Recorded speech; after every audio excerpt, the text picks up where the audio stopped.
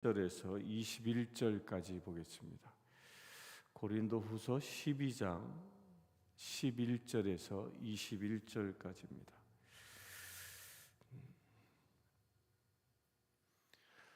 우리는 계속해서 고린도후서 이제 끝부분을 보고 있는데요. 11장부터 12장까지의 주제는 사도 바울이 자신의 그 어리석음을 자랑하는 이야기입니다. 그래서 일명 이 설교학자들이 11장과 12장을 일컬어 일명 이렇게 얘기합니다. 바보 설교다라고.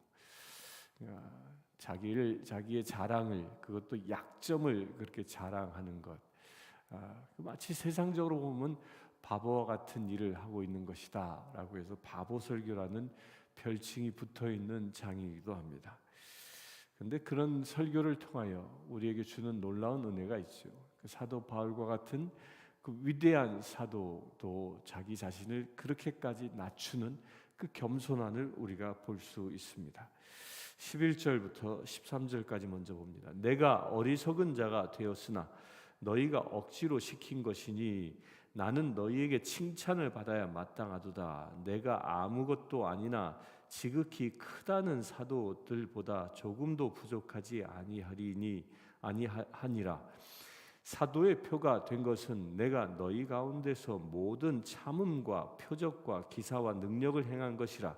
내 자신이 너희에게 폐를 끼치지 아니한 일 밖에 다른 교회보다 부족하게 한 것이 무엇이 있느냐? 너희는 나의 이 공평하지 못한 것을 용서하라. 그렇게 자신을 낮추면서 자기 자신이 사도가 된 이유에 대하여 분명히 얘기합니다. 사도의 표가 된 것은 내가 너희 가운데 모든 참음과 표적과 기사와 능력을 행한 것이라. 사도 바울이 사도의 표가 된 것, 물론 다메섹 도상에서 예수님을 만났습니다. 또한 고린도후서를 통해 처음 얘기했지만 그가 3층 하늘에 올라가 천국을 경험했습니다. 그리고 그는 사명을 받아서 온 세상을, 그 유럽 지방까지 다니며 복음을 전하고 교회를 세웠습니다.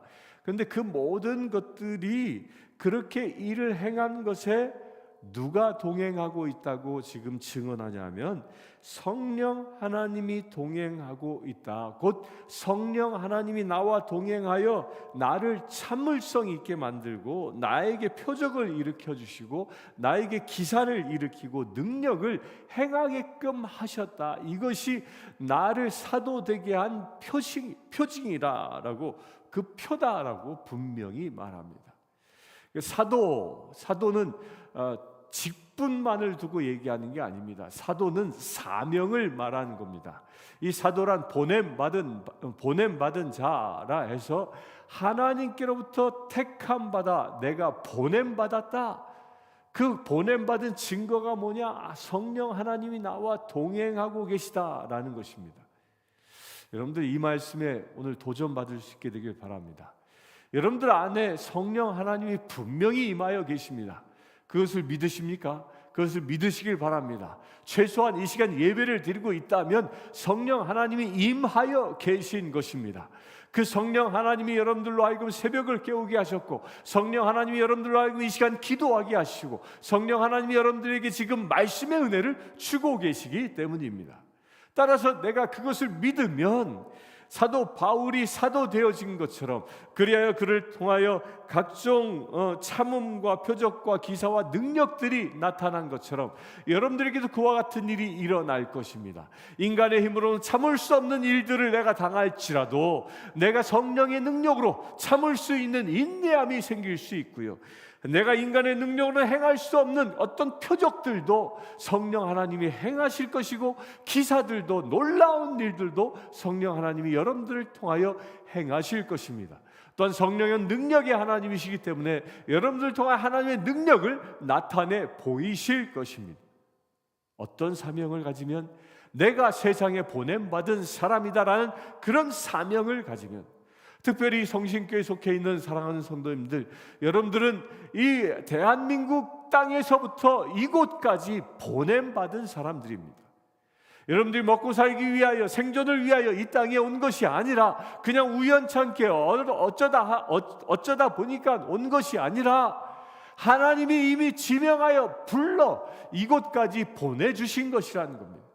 사도 바울을 하나님께서 고린도까지 보내셔서 그곳에 교회를 개척하게 하신 것처럼 여러분들로 하여금 이 땅에 대한민국에서 뽑아 불러내어 그 사명을 주시고 이 땅의 기도의 용사로, 이 땅의 중보자의 용사로, 이 땅의 기도의 꾼으로, 이 땅의 예배자로, 이 땅의 복음을 전파하는 자로, 이 땅에 하나님의 나라를 건설하는 자로 이미 지명하여 불러 이 땅에 보냄받은 사람이라는 거예요. 이 사도와 다를 바 없는 것입니다. 그렇게 성령 하나님이 여러분들을 보내주셨기 때문에 여러분들이 이 세상에서 살아갈 때 성령 하나님은 여러분들과 동행하여 계시는 것입니다. 그래서 여러분들을 통하여 하나님은 일하기를 원하고 계시는 것입니다. 사도 바울을 통하여 성령 하나님이 이렇게 강력하게 일하신 것처럼 여러분들을 통하여도 오늘 강력하게 성령의 역사가 일어나기를 축원합니다.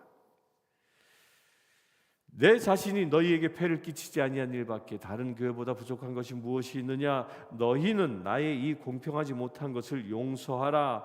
이 말은 용서하라, 표적과 기사, 이 공평치 못한 것을 용서하라, 이건 풍자적인 표현입니다. 어떤 풍자적인 표현이에요? 다른 교회에서는 사도 바울이 사례를 받았습니다. 특히 이제 마케도니아 교회를 통하여도 선교 지원금을 받고 이제 그러면서 선교 활동을 했지만 이 고린도 교회에서만큼은 그 교회가 연약했기 때문에 이 후원을 또 그 사례를 받지 않은 것에 대한 풍자입니다. 14절부터 봅니다. 보라, 내가 이제 세 번째 너희에게 가기를 준비하였으나 너희에게 폐를 끼치지 아니하리라. 내가 구하는 것은 너희의 재물이 아니요 오직 너희라. 어린 아이가 부모를 위하여 재물을 저축하는 것이요 부모가 어린 아이를 위하여 하느니라. 이 바울은 고린도 교회를 본인이 낳은 자식처럼 여기고 있습니다. 그 자식처럼 여기고 있기 때문에 세 번째 그곳에 방문하여도 어떠한 대접도 받기를 원치 않습니다. 그런데 오직 하나, 바울은 그 고린도 교회를 통하여 재물을 얻길 원치 않습니다. 무엇을 얻길 원했습니까? 자녀된 그들을 얻길 원했습니다. 내가 구하는 것은 너희의 재물이 아니요 오직 너희니라. 너희가 곧 그렇게 사분오열되어진 고린도 교인들이여, 음란에 빠져서 타락했던 고린도 교인들이여, 죄악 가운데 물들었던 교인들이여, 너희가 이제 내게 다시 돌아오라. 내가 아비로 너희를 잉태하여 낳지 않았느냐? 다시 돌아오라. 그렇게 회복을 간구하고 있는 것입니다. 하나님의 마음인 것이죠. 하나님이 세상 사람들을 가진 마음을 이 바울이 고린도 교회에 그대로 보여주고 있는 것입니다. 세상에 속하여 물들어 죄 가운데 살아가고 있는 사람들에게 하나님이 원하시는 것이 무엇입니까? 그들이 하나님께 돌아오게 하는 것이죠. 그래야 하나님을 아빠, 아버지라 부르게 하는 것이 하나님의 소망인 것처럼 바울도 그런 소망을 가진 것입니다. 이런 소망이 여러분들에게도 일어나길 바랍니다. 15절, 내가 너희 영혼을 위하여 크게 기뻐함으로 재물을 사용하고 또 내 자신까지도 내어주리니 너희를 더욱 사랑할수록 나는 사랑을 덜 받겠느냐? 하여간 어떤 이의 말이 너희에게 짐을 지우지 아니하였을지라도 교활한 자가 되어 너희를 속임수로 취하였다 하니 내가 너희에게 보낸 자 중에 누구로 너희의 이득을 취하더냐? 내가 디도를 권하고 함께 한 형제를 보내었으니 디도가 너희의 이득을 취하더냐? 우리가 동일한 성령으로 행하지 아니하더냐? 동일한 보조로 하지 아니하더냐? 여기서 16절에 하여간 어떤 이의 말이 내가 너희에게 짐을 지우지 아니하였을지라도 교활한 자가 되어 너희를 속임수로 취하였다. 이게 사도 바울을 반대하는 거짓 교사들이 사도 바울을 공격하는 겁니다. 바울이 무슨 돈으로 먹고 살았겠느냐? 물론 텐트 메이커를 해서 살았지만 그게 그렇게 24 그곳에 올인할 수 있었던 것도 아니고 근근히 행했을 텐데 그가 어떻게 교회를 섬기고 자기도 먹고 살고 그렇게 풍족하게 쓸 수 있었겠느냐? 그거는 도저히 불가능한 일이다. 따라서 교활하게 너희가 알지 못하게 너희들을 수탈한 그런 면이 있지 않겠느냐? 이렇게 있지도 않은 일을 가지고 모함해댔던 것에 대한 변명을 지금 얘기합니다. 그래, 내가 그럴 때 선처, 그렇다면 내가 보낸 디도와 그와 동행했던 사람을 통하여도 증명되지 않았느냐? 그들이 언제 너희들에게 도움을 구했느냐? 너희들의 헌금을 요구했느냐? 전혀 그러지 않지 않았느냐라고 하면서 본인들의 결벽함을 이야기합니다. 여기서 우리가 주목해야 할 것이 있습니다. 이 사단에 붙잡힌 사람들은요, 아주 이렇게 있지도 않은 일을 만들어서 거짓 소문을 내는 것이 이 사단이 하는 일입니다. 여러분들 이걸 대단히 주의 깊게 봐야 합니다. 나도 어느 순간 사단의 이 볼모가 돼서 사단의 수구 노릇을 할 수 있기 때문입니다.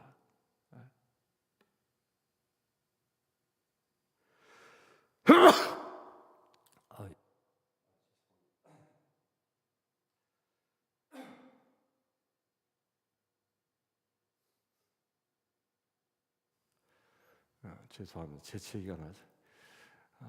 사단의 수구 노릇하는 것, 그 사단의 수구 노릇하는 그 단적인 예가 뭐냐면요, 누군가의 소문을 듣습니다. 특별히 좋지 않은 이야기를 들으면 그래 맞아, 그는 그랬던 사람이야 그러면서 거기다 말을 또 보태고 자기의 온갖 상상력을 다해서 소설을 쓰듯이 해서 그 말을 더 부풀려 버리는 사람들, 이런 사람들이 사단의 수구 노릇하는 사람이라는 겁니다. 이게 소문이 얼마나 무섭습니까? 이 거짓 교사들이 그렇게 바울을 공격하고 모함했을 때 바울이 그들이 하고 있는 그 모함을 바울이 직접 들을 것이라고는 아마도 생각하지 못했을 것입니다. 그러니까 뭐 온갖 있지도 않은 일까지 붙여서 다 얘기했겠죠. 그런데 그런 헛소문은 누가 결국 듣게 됐습니까? 바울이 다 듣는 것입니다. 여러분들 이거 명심하십시오. 여러분들이 사단의 수구 노릇해요. 누군가의 허물을 지적하고 남에게 허물을 들추어 수군덕거리며 거기에 또한 있지도 않는 일까지 자기 상상까지 보태서 말하기 시작한다면요, 그것은 사단이 하는 일이고, 또한 그 말의 대상자에게 그대로, 아니 그보다 더 부풀려서 전해져 결국 그 말을 전하는 나와 그 말의 대상자는 넘을 수 없는 다리까지 넘어가 철천지 원수가 되고 말게 만든다는 것. 이게 사단이 하는 일입니다. 그래서 진정한 그리스도인들은 헛소문을 내지 않습니다. 오직 진리만 선포할 뿐입니다. 진정한 그리스도인들은 남의 아픔과 약점과 허물이 보일지라도 그것을 놓고 하나님께 구할 뿐이지 그것을 사람들에게 수군덕거리지 않는다는 것입니다. 수군덕거리고 덧붙이는 건 사단이 하는 일이지만 남의 허물과 아픔을 보았을 때 하나님 앞에 간구하는 것은 성령 하나님이 하시는 일입니다. 그렇게 될 수 있게 되길 바랍니다. 19절부터 봅니다. 너희는 이때까지 우리가 자기 변명을 하는 줄로 생각하는구나. 우리는 그리스도 안에서 하나님 앞에 말하노라.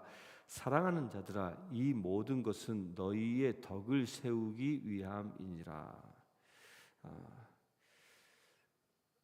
바울이 자기 자신을 그렇게 낮추고 자기의 그 약점을 자랑하는 것들이 그 목적이 무엇이라고요? 고린도 교회를 비판하고 고린도 교회를 정죄하게 함이 아니라 고린도 교회의 덕을 세우기 위함이라는 겁니다. 이게 우리가 명심해야 할 것이, 우리는 세상에 교회의 덕을 세우기 위하여 존재하는 사람들입니다. 우리가 교회가 교회될 수 있게 되길 바랍니다. 그렇게 우리 성신교회가 교회의 덕이 세워지고 이 교회의 덕이 높아져서 세상 사람들로 하여금 저 교회야말로 예수 그리스도의 몸된 지체다라는 그 칭송을 들을 수 있는 그 배경이 어디에 있다고요? 우리가 서로 낮아져 우리가 서로를 섬길 때, 그럴 때 우리 교회의 덕이 세워지는 것입니다. 이것은 가정에서도 마찬가지고 교회에서도 마찬가지고 여러분들이 일하고 있는 그 일터에서도 똑같은 원리가 적용되어지는 겁니다. 우리 교회가 그런 소문이 한번 났으면 좋겠습니다. 우리가 서로를 위하여 기도하고 칭찬함으로 인하여 우리 교회의 덕이 높아져 예수 향기 날릴 수 있는 거룩한 교회 되길 바랍니다. 그 시작이 누구로부터 시작된다고요? 지금 나로부터 시작되어지는 겁니다. 20절 봅니다. 내가 갈 때에 너희를 내가 원하는 것과 보지 못하고 또 내가 너희가 원하지 않는 것과 같이 보일까 두려워하며 또 다툼과 시기와 분냄과 당짓는 것과 비방과 수근거림과 거만과 혼란이 있을까 두려워하고 또 내가 다시 갈 때에 내 하나님이 나를 너희 앞에서 낮추실까 두려워하고 또 내가 전에 죄를 지은 여러 사람의 그 행한 바 더러움과 음란함과 호색함을 회개하지 아니함 때문에 슬퍼할까 두려워하노라. 우리가 교회를 섬기는데 가정의 원리도 똑같습니다. 이 사도 바울과 같은 두려움이 있어야 합니다. 이 사도 바울이 가지고 있는 두려움은 이 사탄과 대적하는 것에 대한 두려움이 아니라 자기가 사랑하는 교인들이 사단에 볼모되어진 것에 대한 두려움입니다. 다시 얘기하면 복음으로 세워놓은 사람들이 복음이 아닌 것을 통하여 포로되어져 사단에 볼모되어져 사단의 사람이 된 것에 대한 두려움, 그것이 이렇게 될까 봐 두려워하는 마음이 사도 바울의 마음이라는 것입니다. 우리가 교회 안에서 그런 일들 똑같은 마음이 있게 되길 바랍니다. 우리가 정작 하나님의 형상을 담지 못하는 교회 되어질 때 그것이 가장 두려운 것입니다. 왜 그렇습니까? 그런 교회는 하나님이 떠나시기 때문입니다. 겉모양은 교회일지라도 하나님이 역사하지 아니하는 교회, 하나님이 슬퍼 떠나시는 교회가 되기 때문입니다. 그것이야말로 두려운 일인 것입니다.